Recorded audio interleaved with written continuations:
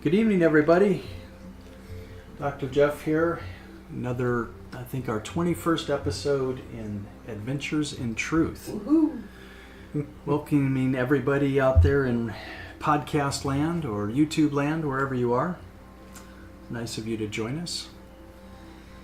And we're going to jump straight into picking up where we left off in our last adventure. That's kind of fun to say. So, question number 11. EMDR is a tool therapists use to process the unresolved emotional traumas holding us back. If you don't know what that is, you're just going to have to either go Google it. We'll talk about it in a little bit, I'm sure. But this is a form of therapy that both the American Psychiatric Association and the American Psychological Association consider the gold standard form of therapy to remediate traumas, and in particular post-traumatic stress disorder. It took quite a while, but the VA finally came around, and they also acknowledge that that is the gold standard form to remediate traumas. The interesting thing to me about that particular factoid is it has to do with money. And if the VA was going to acknowledge it, then they would also have to fund the treatment for the servicemen that meet the criteria, both that are on active duty and those that are separated for causes of no longer being able to be combatants because of PTSD. Then they're on the hook to fund the treatment for it. And it's expensive because it requires one veteran to meet with one therapist an hour at a time to potentially do 8, 10, 12, 20 sessions. In the average, say the average therapist is charging $100 an hour just for simple math, you're looking at about a $2,000 investment that the VA doesn't want to spend. And it isn't that the VA doesn't want to spend it, really the budget, it's all a budget thing. So Prozac is cheaper, and that's actually what the VA is doing is once somebody meets the criteria for PTSD is they put them on Prozac. And then people end up committing suicide. It's really quite a sad ordeal that, believe it or not, more servicemen and women are killed from suicide each and every year than they are from being in battle. An alarming number, really an alarming number. That was quite a spin from EMDR as a tool that therapists use to produce the unresolved emotional traumas holding us back. We could talk a little bit about what trauma is, perhaps, for a minute. We should talk about, but the question that comes to my mind is, how does that relative to this process? This process being what? Our adventure in truth? Mm-hmm. And more specifically, the tests in general. That's a very, very specific address of a treatment. I'm not sure why that falls into the truth category. Mm-hmm. And how that's relative to somebody who's going to take this as a client or a person who doesn't need that. Mm-hmm. Why would that be? Well, in our process of going through these quizzes, the first couple of questions on this particular quiz involve consciousness and talking about the conscious mind, of which if there's some kind of a corruption or some kind of degenerative recording of information that would go into the conscious mind, we would call that trauma. And so there are significant numbers of people that are walking around with trauma that are not able to operate in truth because the trauma is blocking them from actually being able to see that, dude, you're in the States now. Nobody's shooting you. Nobody's shooting at you. You're not bleeding. Right, but the So trauma has become their truth. Yeah, exactly. So they hear a backfire of a car. They hear helicopter. yeah, there's all these triggers going on around them, and then in that situation, they're no longer operating in truth. It's their truth, and you have a hard time talking them out of that. But yeah, it was a great point to make it relevant to this process that we're going through. So in particular then, for this part of the quiz or this part of our process, we're talking about things that happen to prevent us from being able to operate in a truth. Whether that's an informational truth, as we've talked about before, or it's more of an experiential truth, or a combination of both of them. And I'm glad that we're camping on this for a moment, because certainly veterans and people who have been in combat are not the only ones walking around with trauma. It's believed that most of our emergency responders or our first responders are highly, highly traumatized, perhaps even more so than our combat vets, simply because of how often they're exposed to it. Additionally, I don't know anybody I've ever met that hasn't had some amount of trauma show up in their life, even if it was Fido, their pet dog, who expired when they were 5, and it wasn't according to the story they wrote for how long Fido should still be here and be around. That's trauma. Well, I think the reality on that is that there are very, very few people, if any, that could honestly stand in front of you and say, I have no trauma, ever. Because it's just, trauma to me, yes, I'm sure there's a clinical definition for trauma, but at the same time, anything that deviates from a strong core belief that you have and is in direct opposition, or is in direct opposition is the best word I think I can come up with, that clashes with that, creates trauma. Because you have two conflicting forces that don't agree, and you can't find your center in either of them. So you have trauma. So anybody who, whether they're 3 years old, 5 years old, or 8 years old, or 10 or 12 or 15 years old, have some form of that in their experience. That's what we spend how many years processing, and what all of the metaphysical gurus want you to go back and beat your mother in the pillow because she did things to you, she hurt you, or whatever. She caused trauma because she affected your viewpoint of yourself, because she wouldn't let you buy candy 24 hours a day, 7 days a week. She was going to create discipline, but you came in an undisciplined person, so the discipline and the non-discipline came together and created trauma. In their version. I'm not saying it's necessarily comparable to a guy coming back from war, but to the person who's experiencing it, who's to say? Yeah, who is to say are the folks who do the research and try to quantify all of this, in the same way that some people have a higher threshold to resisting the effects of X-rays and other forms of radiation. Some people are highly susceptible to just the smallest traces of it, and it can be lethal to them. Yeah. So it's been well established that not all of us have the same threshold for being able to deal with trauma. Some people have an incredibly high threshold, and some people hardly anything, and they get tipped over by it. Yeah. So if you can bear with me for a moment, trauma can actually be seen in the brain, and we're talking about not blunt force trauma, like I got whacked in the head or I fell down and I can't get up.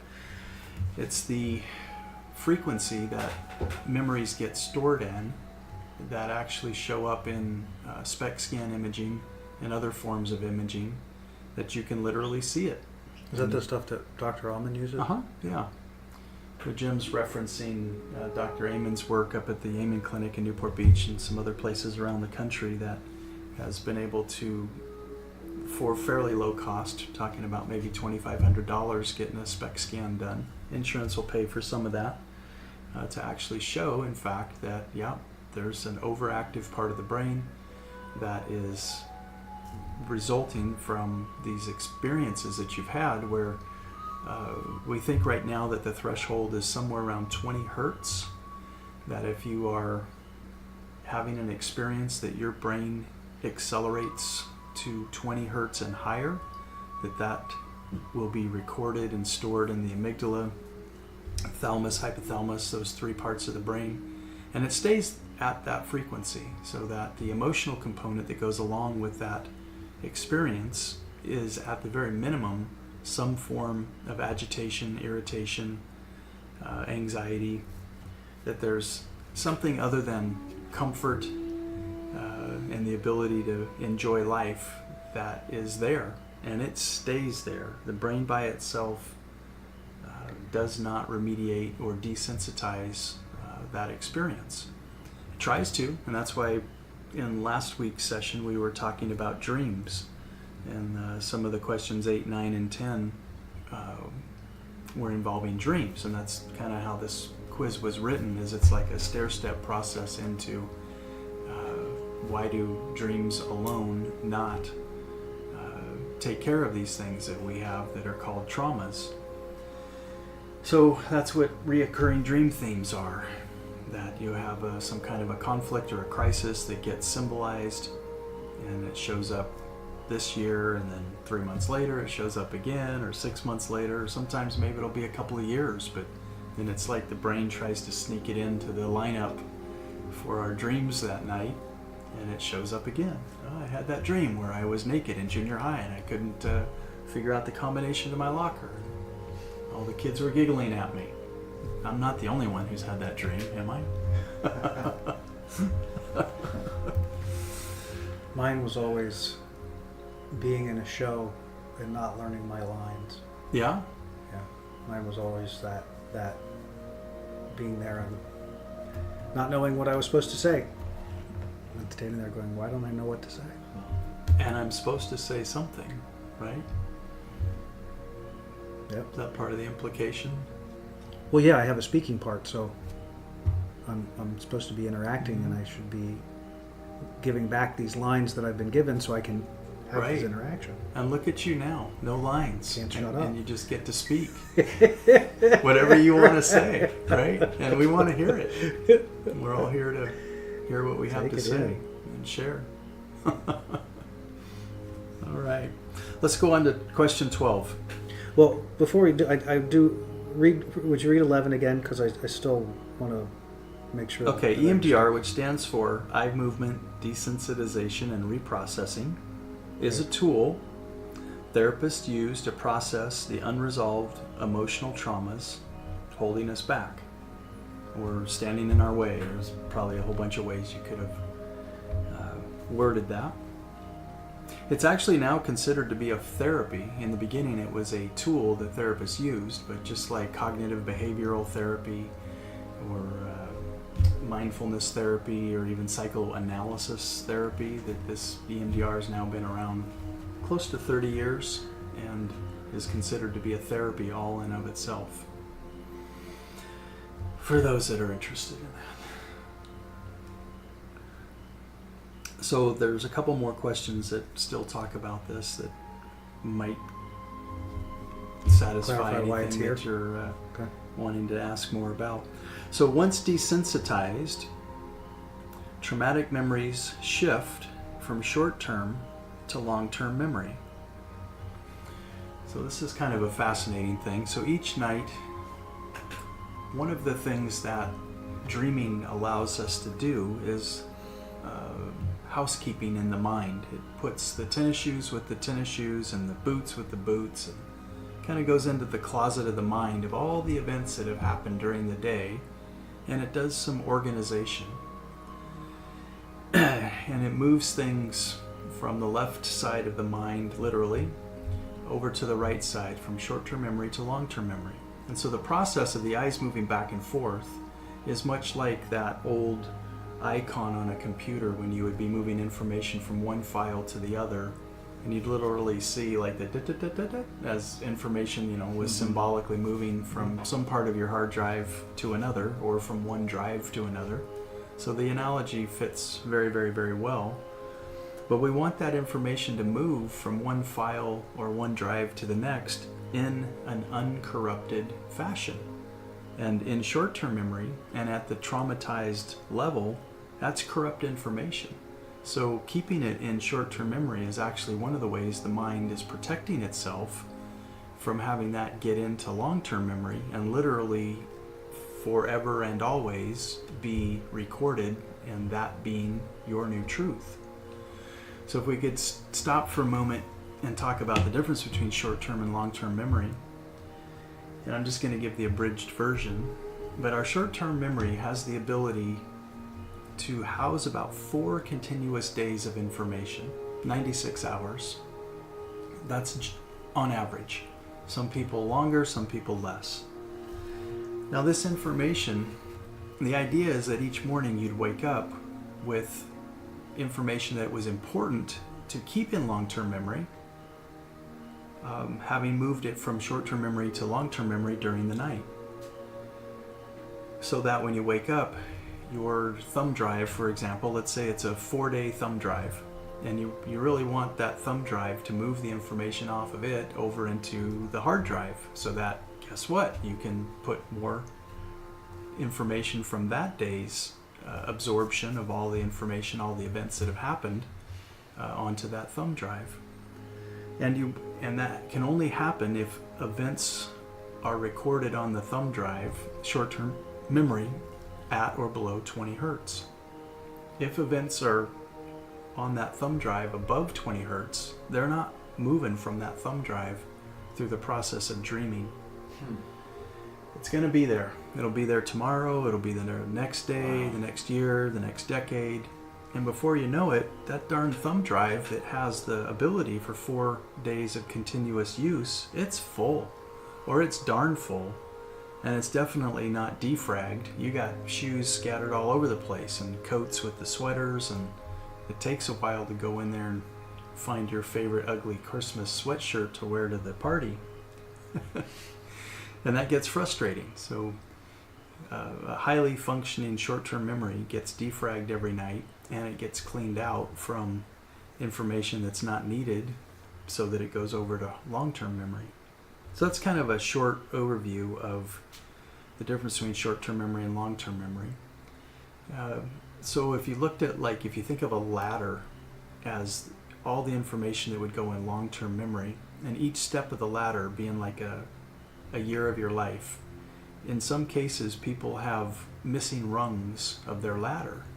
And let's say year 3, you saw your dad push your mom through a plate glass window and she got all cut up. That memory is still in short-term memory, and you've got like a missing rung in long-term memory.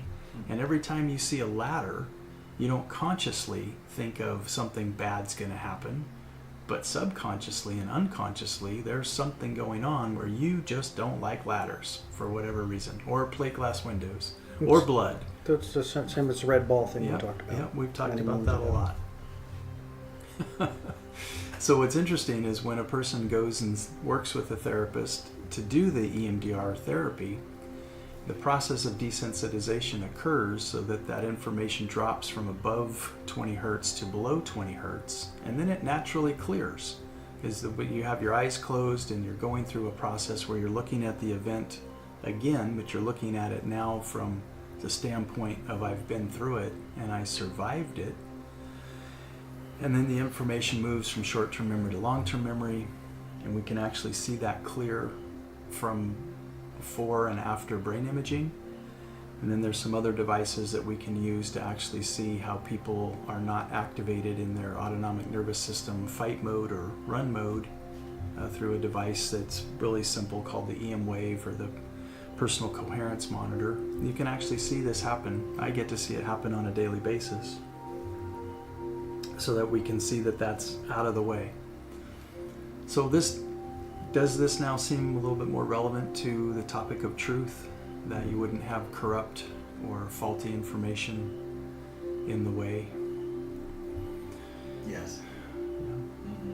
Okay. So that question 12 was, once desensitized, and I described a little bit about how that process works. Traumatic memories shift from short-term to long-term memory. And in long-term memory, they take their proper place in time. So even though your ladder is an ongoing ladder of long-term memory, each year of your life it gets another kind of step put in it. That information that was housed in short-term memory is experienced by the brain as only being 4 days old, even though it might be 4 decades old. So when it moves out of short-term memory and takes its proper place in the long-term memory, it goes into that 4-year area of the ladder and gets filled in. And in that place, then the next time somebody's on the ladder, they're not feeling uncomfortable, at least from that standpoint or for that reason, that the trigger's gone. The event is gone. It's not like I forget it, but it doesn't have a charge to it any longer. And I use that term specifically because the charge has actually decreased. Maybe it went from 25 to 15, and that was enough to get it to move. And it's not acting as a filter any longer or creating a level of disturbance that's causing me to be something other than content, which is what we're working toward. Trying to be content. All right, number 13. Information in my short-term memory is experienced as if it's only 4 days old. I guess I should have read that question before I made the comment, but it flowed when it flowed, and it came out when it came out, the way it came out. So yeah, information in short-term memory is experienced as the most as if it's only 4 days old. We take a timeout, please.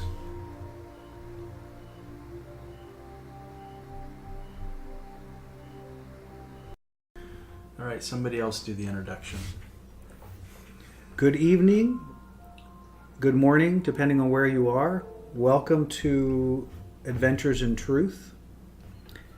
My name is Jim Case, and I'm here with a couple of awesome gentlemen and friends. Timothy McCallum and Jeff Smith.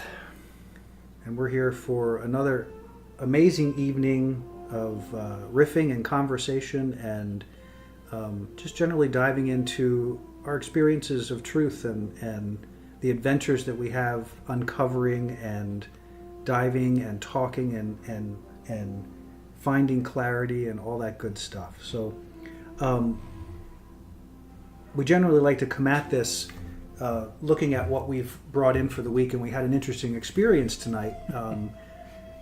We all descended here at where we're doing our podcast and discovered that we were all kind of had different agendas going on, and came into the experience not really aligned, not really in our truth about... not tracking like we normally Not do. tracking like... Good word. And so we started to record, and it was weird, and it felt uncomfortable, and then so we started talking about it, which is what we've been doing off mic for a while now, but decided to go back on mic and tie this to what we're here for, which is the Adventures in Truth. And we just had a pretty amazing adventure. Yeah. Dissecting and unraveling all the different components that contributed to the breakdown that we were experiencing. Or I have to own it, I experienced it and then told everybody that I'm feeling like I'm having a breakdown. But as we talked, we found so many parts and pieces that were brought into the equation that we each brought and adapted. Jeff brought up a couple weeks ago, we were talking about beliefs and talking about the assumptions that are made in order to create a belief, and how we all came in this. I came in tonight with a bag full of stuff to share because we went official.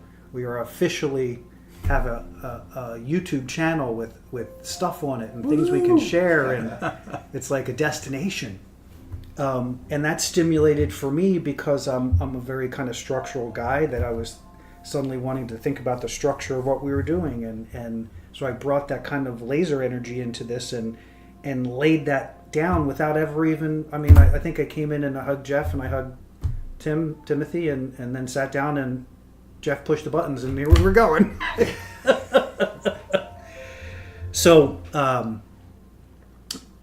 excited to be here to talk about this and wherever this may go.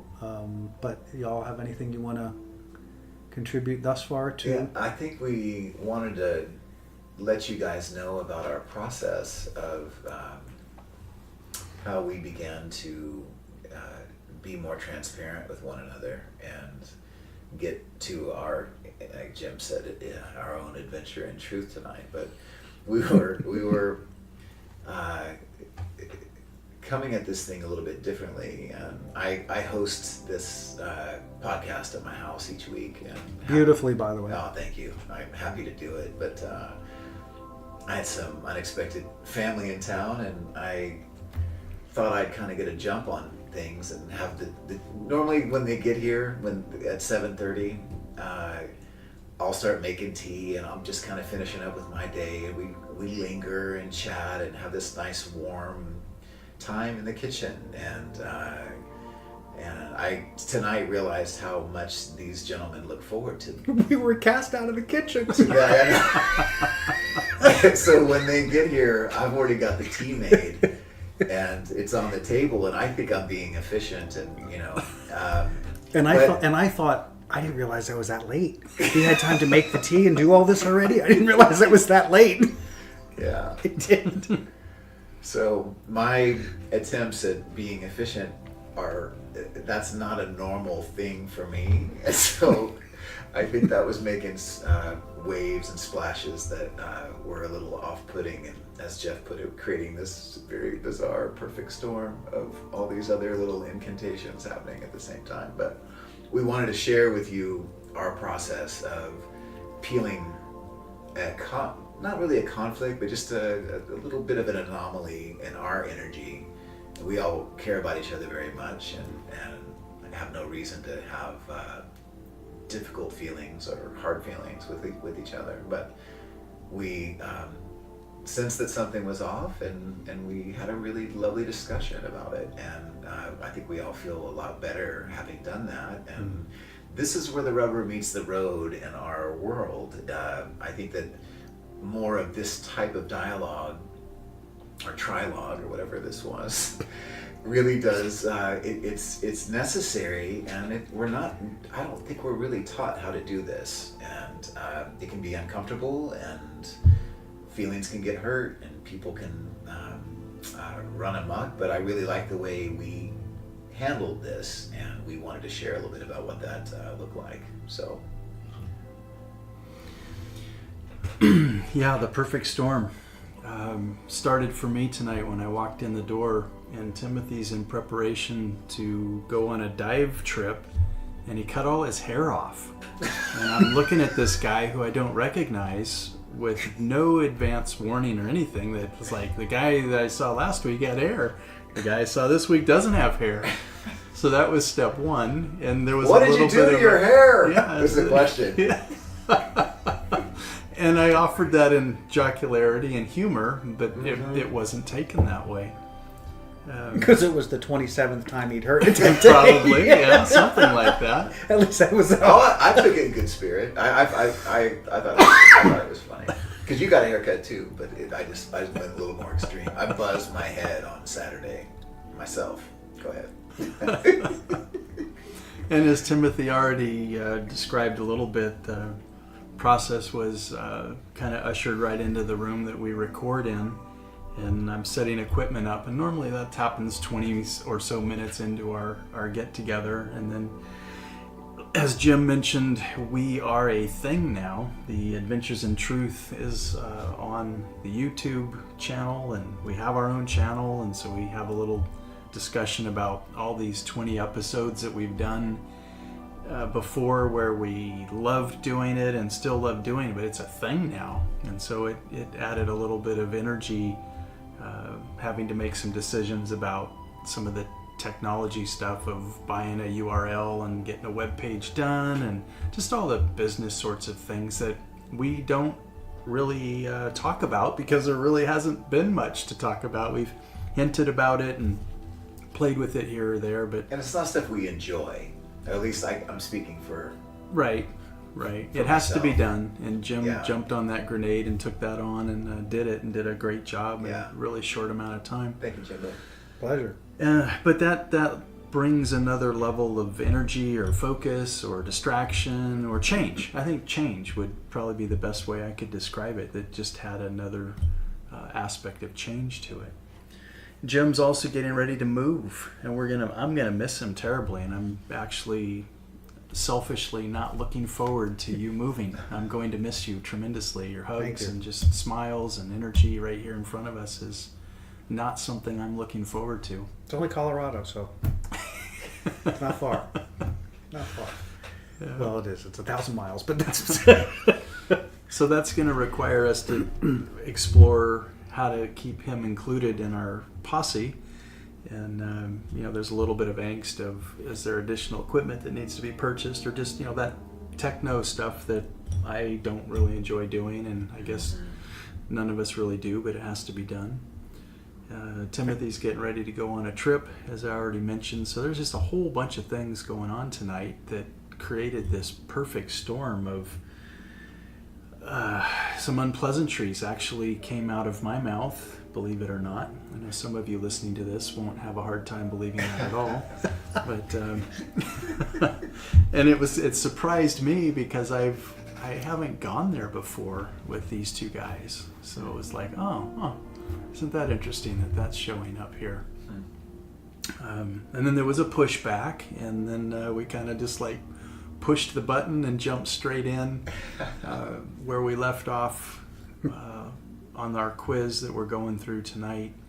And generally we've had some kind of a, not necessarily an intro, but more of a soft approach to getting to these questions than just, okay, last week we finished with question number 10, and this week we're starting with question number 11, and here we go. Put your seatbelt on, and bam. And we got about 3 into that, and Jim said, I don't know what's happening, but this isn't good, and let's stop. Yeah. So we did. take a break. And we got to unpackage all of that and tried to keep it in the context of truth and how we were each having very different experiences in our truths. But it was really a beautiful thing to watch. It took about 30 minutes for us to process and share, and I don't think any of us are invested in it was absolutely my truth that was the accurate perception here, and you guys are just wrong. Right. We all got to share what the content, the data, as well as the feeling and the energy of it. It all has equal value, and we got to process all that and push through it.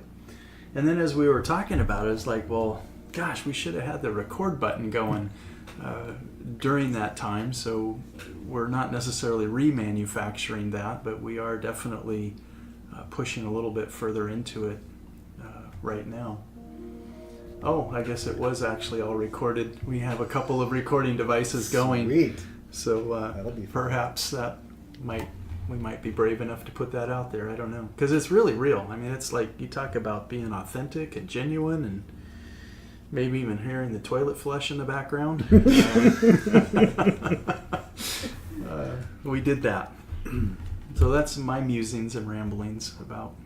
Well, I want to acknowledge something here that I think is really important to this whole idea of adventures in truth, and that truth is ultimately achieved, I think, or reached when, especially in relationship, when there is an attitude of acceptance and willingness, in the sense that when we started talking, I was having an experience, so I was trying to share that experience as best I could, but I was sharing what my energy was doing. And in that, I would say, this was this experience here and this experience here. And then as we did that, each person, nobody, and maybe there was a little bit of taking personal, but largely it was just to kind of sit back and let it flow over us to realize, wow, we are not aligned. We are not in our center like we usually are. And that each of us did an inventory. Each of us took the time to go, wow, yeah, because I actually brought this to the table. And I'm like, yeah, I brought this to the... And so there's no blame. There's nobody did something wrong. Right. We just all brought a bunch of, he brought Costco, I brought Walmart, and you brought... Target. Toys R Us. So Toys R Us. Yeah, but it wasn't the same stuff, We were kind of like, wait, no, this isn't what was on the shopping list. But I think the importance is in our desire in this, in these adventures in truth, is that drilling down, is that we want to get to that point of we're all at the same place. Nobody's different, better, worse, more or less. We're just having an experience. Let's talk about that experience. Let's see where it goes. And and we end up coming to a much better place than we were, I think. It just took us to an even deeper connection because we all recognized that's the key, is that in doing that we recognized that the connection wasn't there. For whatever reason it wasn't there. And maybe I contributed. Yeah, I did a little bit. Wow, okay. Didn't see that before. Right. You know? I love that. I think that's so extraordinary. Yeah. And it allows us to have more continuity for how we do things in the future. And so it's not really my vibe to be the efficient Right. guy knocking stuff out. That's just not how people are used to me. And it was interesting for me to be in that, thinking I was being productive and efficient, and realizing how my changing sort of my baseline dynamic that other people are used to can cause other people's energy and perceptions and comforts to shift too. And what a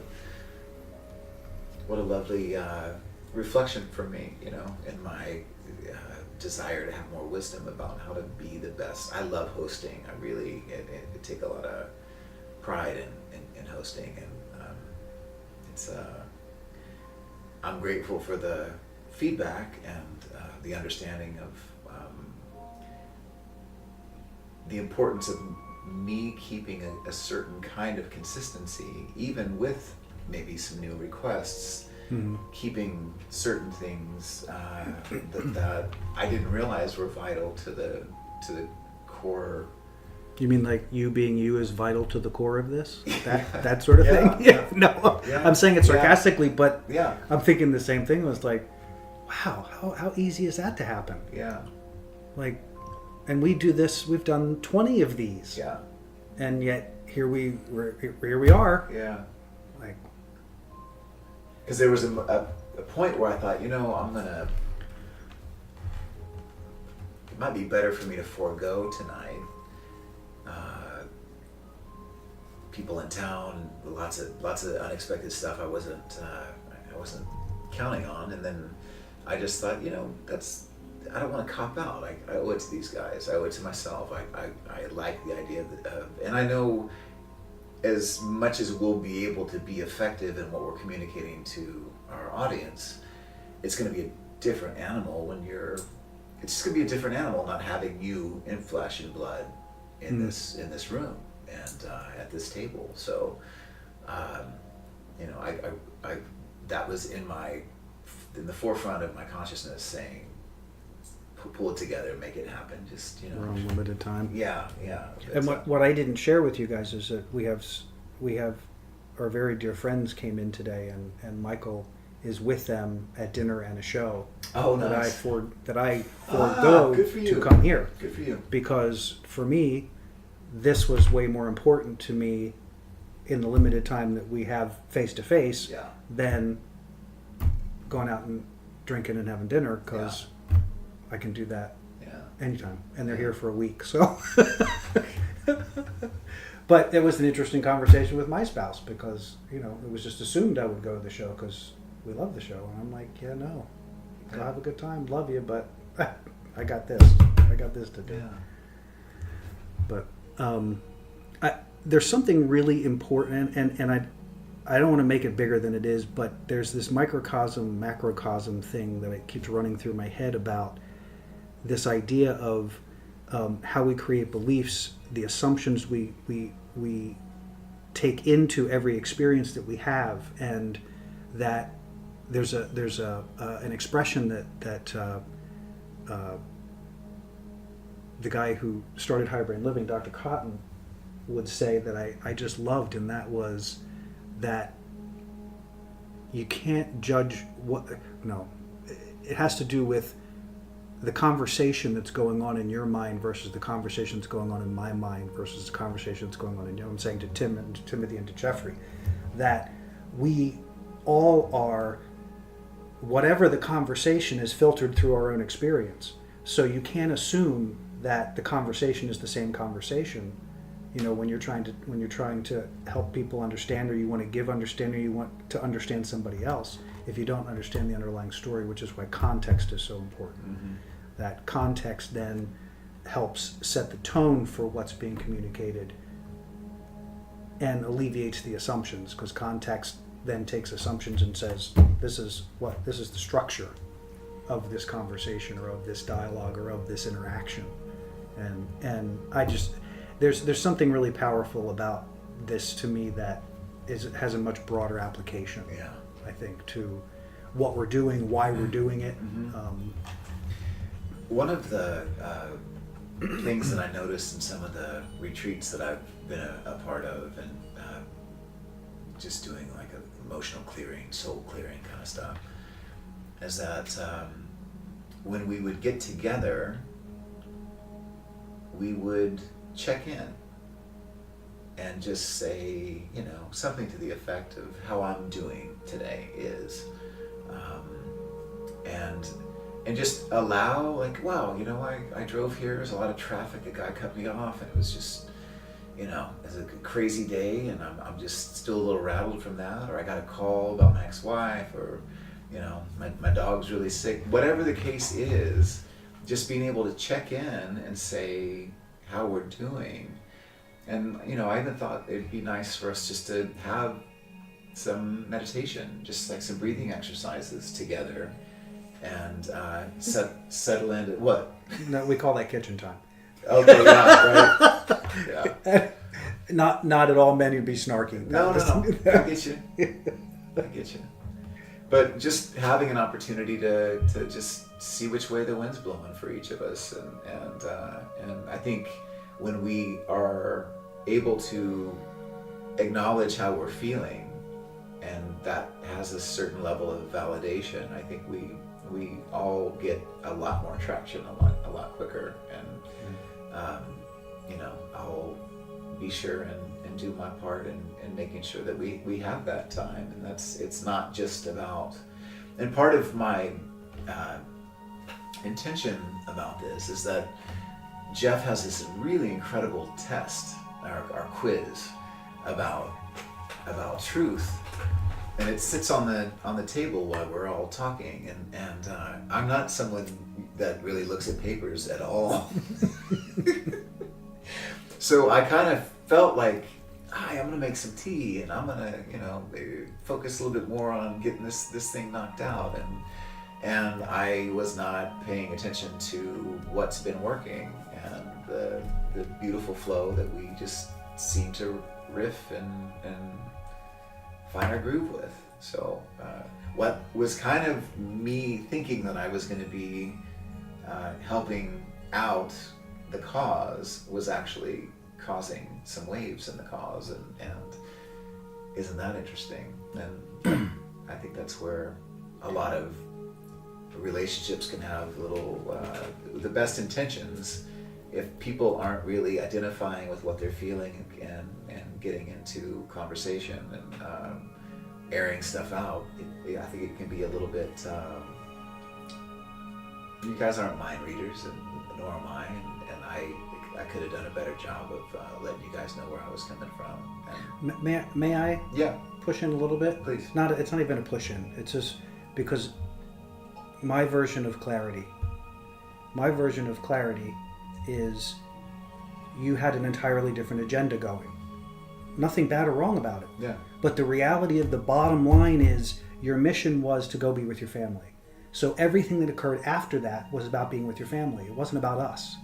And it was about trying to make it okay because you're already committed to this, even though and I'm not trying to process. I'm just, from my view, it's there's a layer below the processing level, which is just, oh, I had an agenda. I was thinking about my own. I'm thinking, I had an agenda. I came in laser focused on this. I needed to do this. So I didn't give I didn't give the space any room. I came in with my agenda. This, and so the only one who probably didn't have an agenda other than wanting to have a really good session was Jeff. And what he got was all of our stuff And then he went, and he kind of twitched a little. And then he picked up the paper and went, okay, I'm going now. Because this is a Number thing. 11. Yeah, this is a thing. Let's go. And we have to be focused. And here we go. And Jim's like, what is that? Who is he and where did he come from? How does this fit? But those are so important because we do how the mind works, how our consciousness works. Well, our mind works. I shouldn't say our consciousness, because there is that thing that we want. This thing we want. I want whatever it is, and then we go, gosh, I don't know if I can have that. I don't know if I could or should have that. But if I do this, and this, it'll make it look like this is all good, and then I can still have this. But nobody knows about this but you, or the individual who has the this. So we're all in a room And we're all full doing of our this. incredibly sentient empaths. Yeah, And we're all there just you like, go. I smell a rat. Something ain't right here. Tell me why. So poor Jeff, not that you didn't have an agenda, but poor Jeff came in just wanted to have a podcast. He just wanted to go there. We were like, yeah, but we have important things. Yeah. On the topic of commitment and showing up and times when we don't, I'm cool with however that rolls or flows or goes. I know since we started, I think I've missed 3 or 4 maybe where we didn't meet. Things like I had a surgery, or there was a daughter's birthday that just happened to be on a Wednesday. Mm-hmm. Valentine's Day happened to be on a Wednesday. Yep. So those were, you could make a point for, well, how important is Valentine's Day? Well, for that particular one on that time, it was important enough for me to say, I'm out this week, Right. and I needed you guys to be okay with that. Right. And if you weren't, you could have done it. We kind of have that agreement that if one's out, the other 2 can go, or we can roll on a pass. But I hope nobody is feeling so like I got to do this or I can't be part of the team anymore. I hope that's not what's happening, because that would not be the truth. At least that wouldn't be my truth. Right. That Isn't mine. Isn't mine. Mm-hmm. Yeah. we've done 20. That in itself is like, how many people do you know that have met 20 times in 6 months or however long it's been and actually kind of been productive, actually did something? Right. That tells me that it's working well enough that we can probably do another 20. Yeah. And we'll see where we are there. Agreed. Do you want to talk a little bit about trauma, or do you want to? You feel like we? There could be a good segue there, because this is potentially the foundation of how trauma can be built on a minor Precisely. level, on a not guns ablazing going to war level. Somebody could really be taking something personally here and log it. I know I work on people that would have just left in a tizzy and had stories about that for years. Podcast gone wrong. Seriously, it's Jerry Springer episode. Yeah.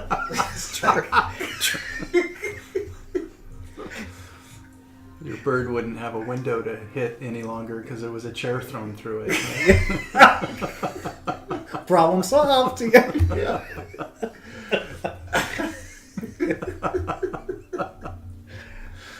Oh, that's funny. So we were talking in the clinical world, we call big T trauma like combat stuff, death of a family member, near-death experience yourself, and then little T trauma, all the other stuff that doesn't quite add up. But what's interesting is it all gets stored in the same place, and you can have enough little t's to equal a big T to where it's all the same in the end. Just like radiation, it's a really good metaphor. Lots of little exposures with radiation gets you to the same place as one big one. So that's all I have to say about trauma. I'm done. I'm dropping the microphone. Drop. No, don't drop the mic. It's a pricey microphone. But if we could maybe spin that back into trauma and truth? What is the relationship? Is there a correlation? How do they relate to each other?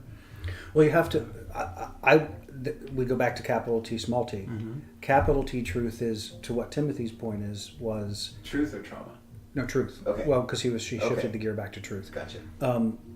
That capital T truth is, we come to this with whatever we come to this with, but when we come here, we find a way to align, we find a way to get into our centers, whether that's because we sit and talk or we drink tea or whatever it is we do that helps us build that energy. That's capital T truth. And what we brought into this today were small t truths, each of us bringing our own little version, and completely bypassed it. And what we got to experience was the difference between the two. Mm-hmm. That each week we have a very powerful experience of capital T truth in being able to come together, even if our viewpoints differ, but sharing in a very powerful, deep way from very different perspectives. To today, where it was like, And what I learned was the importance of fellowship, Mm-hmm. and how much you guys rely on that when I could be thinking, I didn't have, they're watching me make tea when we could be, I and what we're watching you do is create the space, yeah, actually. yeah, and that's ceremony, Yeah. and there's reverence to that, and I hadn't seen it as such because I do that stuff all the time. So you guys watching me doing mundane things in the kitchen, it hadn't occurred to me that could be a nice way for you guys to unwind the traffic that you were just in to get here, kind of thing. Mm-hmm. Here's an expression for you. It soothes me into my alignment, Ah, I like that. because it helps me just drop whatever I had before I came in, Yeah. and then we can settle into, for How me, it's just, slowly he pours that hot water.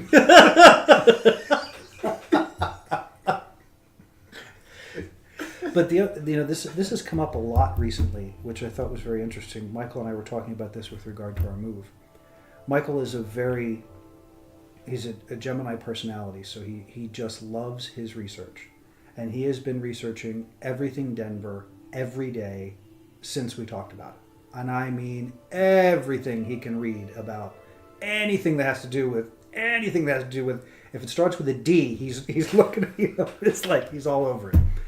That's not my game, not my bag, not my thing. And at one point he was getting upset that I wasn't as engaged, and I said, but why would both of us need to waste our energy doing the same thing? My gift is being able to see and be clear and to hold the space and to create the momentum to move us and to get us there, knowing it's going to be an amazing process and holding that whole energy space. You're awesome at all those details that you can then bring into the picture and say, hey, I researched X, Y, and Z. Here's what we need to know about this.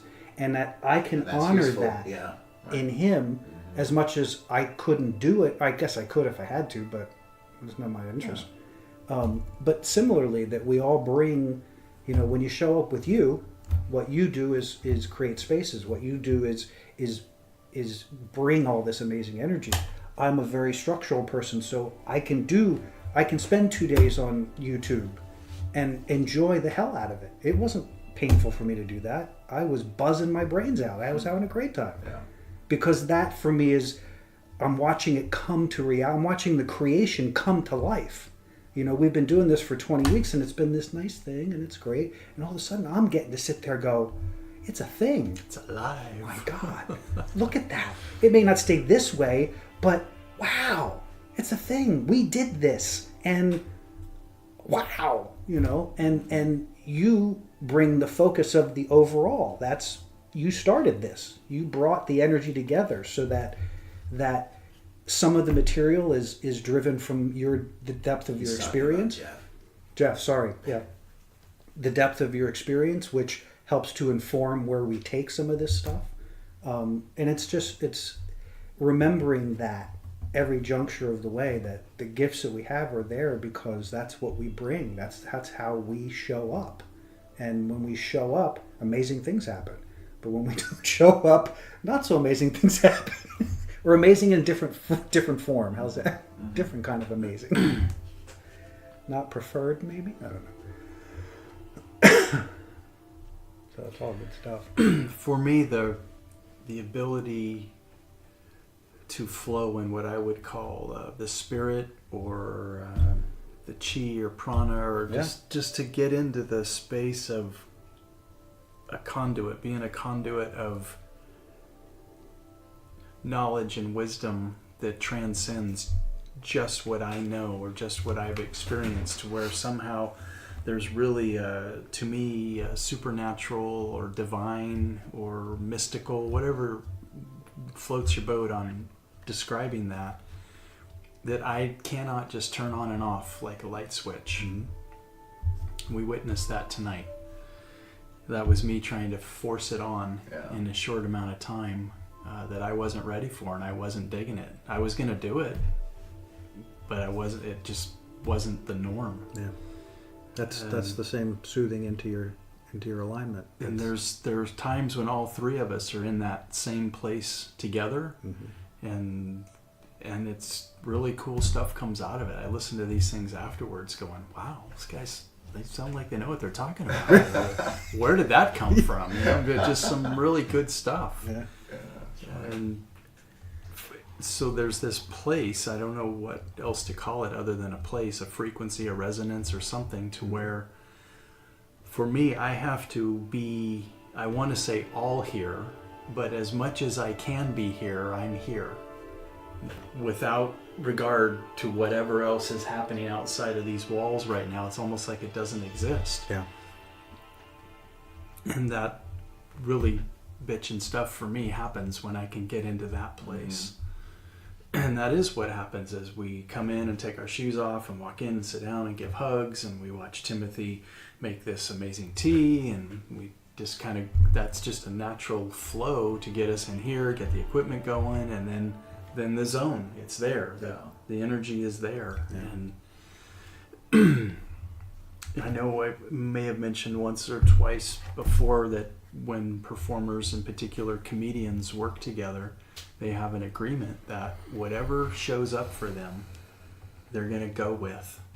And they don't slam the other person like, what the hell are you talking about, or where did that come from? It just creates this, oh, I don't quite understand that, can you go a little farther? Or that there's just this unity that makes the magic of when people are working together.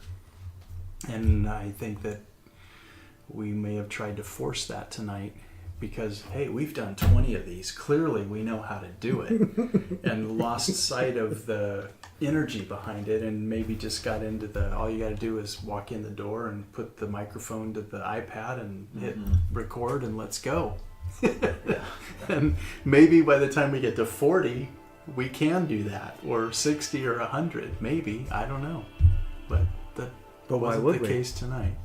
I mean, in that case, we would then have communication ahead of time that says, hey, we're on a tight window, so get your space ready, and we'll come in and hug it out and go, okay, here we go. And then we might go, yeah, let's not do that again. Or it might work, you never know. Yeah. This whole thing makes me think about when I used to fly fighters for the Marine Corps, that there was a designated start time for the brief. When we'd come together, we'd start with a cup of coffee, because it's almost always early in the morning. And this haircut probably didn't help that whole scenario. Everybody has that there. I know, right? You're like, oh, God, what did I walk into? He was having a traumatic flashback. That's 20 hertz in that guy's head. Look So today, when I still fly, and I have a sequence from the time I park my car at the airport to making sure I have everything with me, to walking in, to checking the airplane out, to doing the pre-flight. I mean, there's just this systematic unfolding of getting the airplane ready to fly. And when I've got passengers with me that are excited to go flying, imagine that, and they have all these questions. They don't realize that they're getting in my space and they're distracting me. They don't realize you don't want me to be distracted right now. Yeah. Bad things are going to happen an hour from now if you distract me about what is this and why is that. Just like, go over there, let me do my thing. Mm-hmm. Jeff's not here to be an entertainer right now and a tour guide. I'm here to take all of our lives in my hands and go do this thing that we call flying. And I'm not the same guy flying as I am when I'm not flying. Right. And it's just kind of an interesting thing that I have this sense of, please don't distract me right now because I need to be all here to go do this thing. Do you express that verbally? I have at times. I actually, sometimes I can wing it and I can kind of get a feel for, is this a 1 or 2 question thing or is this just going to be, nonstop? And sometimes I say, I really need to be focused right now and be all here. Yeah. We can talk about this when we get to lunch or whatever. Save your questions to the end, or that same sort of thing. It's like giving a presentation. You have that one person that has all the questions. You're like, you're getting me off of my thing, Yeah. So just being here, being all here. It's all good. Yeah, I was traveling with a buddy and didn't know him very well, and he was Good. Okay. He was kind of packing something up or whatever, and I was asking him something, and he just said,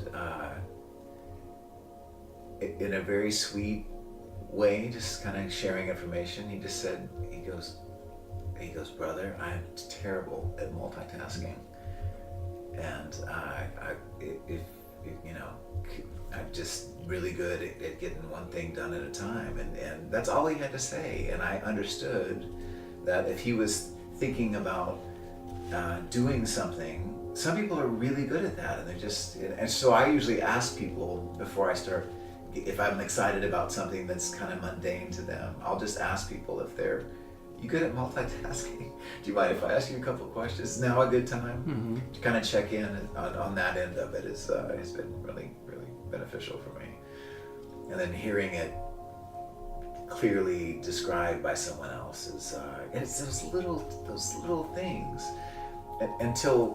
because if you try to do that after the trigger happens or after something's kind of askew, it's kind of hard to put the toothpaste back in the. Yeah, it takes a while to walk it back. It does. Yeah. And I think that's what some of our earlier podcasts about what are we doing here, and it really comes down to, if we're paying attention, it comes down to having experiences and allowing those experiences to dissolve into greater approaches to love. And that's what it all is that if we didn't love each other, someone probably would have been thrown through the window tonight along with the chair. I was feeling my chair moving at that particular moment, so I'm okay with that. I'm good. And it's interesting too, and maybe you guys can speak to this. You guys know a lot more about the brain than I do, but it's interesting for me to think about, where does the heart quit becoming the most viable resource that we're tapping into, and when do we start getting into egoic manifestation of expectation, and how that all plays out, and how's that go? Can I jump that one real quick? Just my quick version? Already have. Okay, I'm jumping that one. It comes down to choice. It comes down to a choice in, I think your word, transparency versus non-transparency. That when we become unconscious at any moment, we leave the door open because something has to fill the void. Right. And the mind is more than happy to fill the void every moment that we're not centered or grounded and focused or in that aligned space. So my version of what we're talking about with the family thing is that the decision is not a bad decision. It became a hidden decision, in that it wasn't the mind says, oh, we'll work it out, it's fine. when the inside is saying, this is where I go with what I call energy up, energy down. There's an experience that I have in my life with everything that even though the words coming out of my mouth sound great, my energy is going bzzz, and I go, what's that about? Wait a second, time out, that wasn't true. Whatever just came out of my mouth wasn't the reality of what was going on. So then I have to step back and go, okay, that's the story, now what's the reality? And it takes a minute. It takes a minute to stop, and I think that's where people get derailed. Is that they don't want to take that time. In general, I'm saying general population issue is that to take that time to step back seems somehow inconvenient or not worth the energy. When in the end it's everything. It's everything, because from that moment forward, and to the point that you were talking about with long-term, short-term, I think there's an interplay there in that, in a similar fashion, that untruth stays stuck and will not resolve until you create another situation in which that gets brought to light. Yeah. Somehow that will come to light somewhere, some way, and if you've chosen not to pay attention to it, the next time around, that's that whole thing. The universe starts with a whisper and then goes to a tap and then goes to a nudge and then goes to a 2x4 and then goes to a sledgehammer. Same thing. Every iteration you come back around, it's going to get louder and louder until, and it seems like this isn't a big deal. What's the big deal? I'm trying to make it all work. Mm-hmm. But what isn't working is your alignment, because something in the alignment is off. And it's being aware of that and how quickly and easily it is to just say, I'm just going to step to the left because it's easier, right? Or I'm going to step to the right because it's easier. But it in the end, it takes us out of that connected place.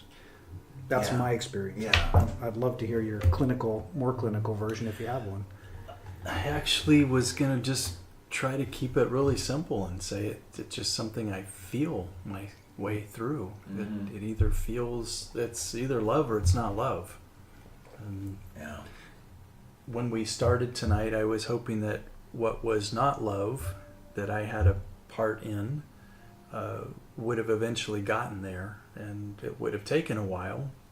But my hope was to just push through and keep going until it did feel better. Jim wasn't in that same place, and his level of feeling was, his threshold got tripped and we stopped. Well, and the truth of that is that's my gauge. My energy kept going down, and it wasn't going anywhere but down. And after a few minutes, I went, "This isn't cool," because I'm not getting out of here, And that's why I'm like, "Can we do that, please?"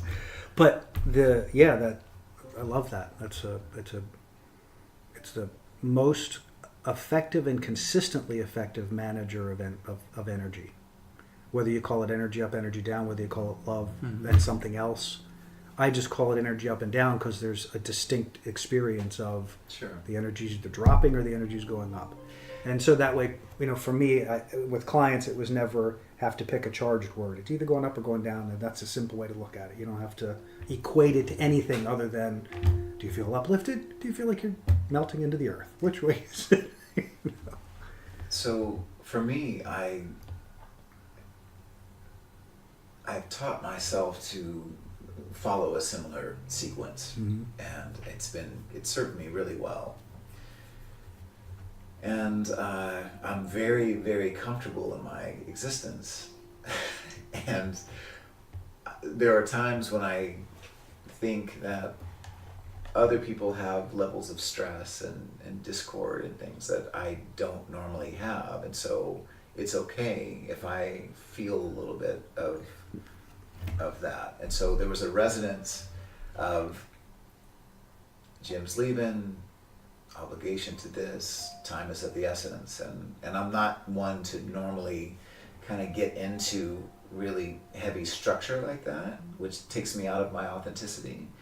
But some people might consider how I'm doing my life and having so much comfort and leisure and that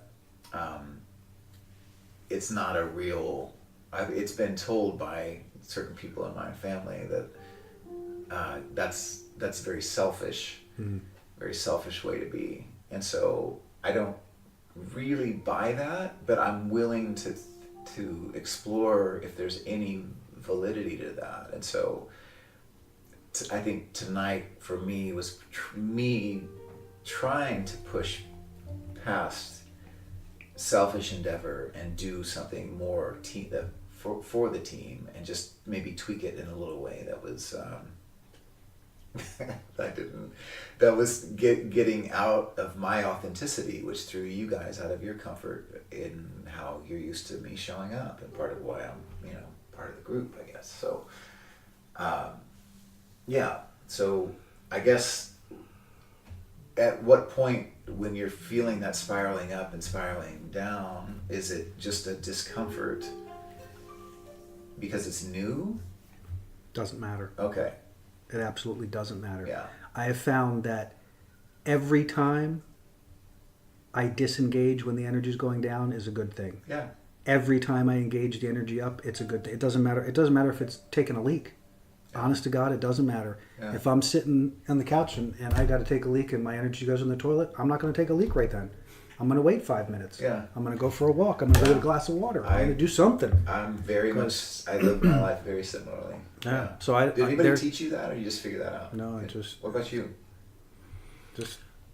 I started to. It was an experimental thing. It was one of those. I taught myself how to take a leak. Oh, good for you! Good for you. I'm going to challenge that premise. Yeah, that's great.